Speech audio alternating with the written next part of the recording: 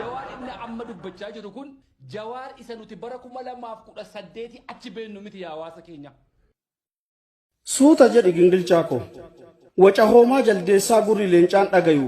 Rifeensa daabee godheef jaldeessi leencan ta'u. Daabee tuuttoo biqilchee kan hudduu qullaa deemu.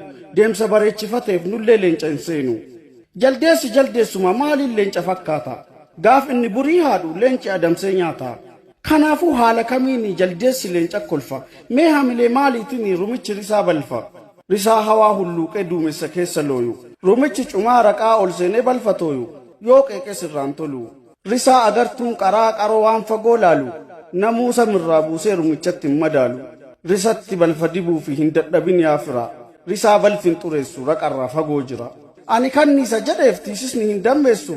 Waa'ee leencaa dubbatuun leencattis hin fakkeessu. Maraafuu suuta jedhi.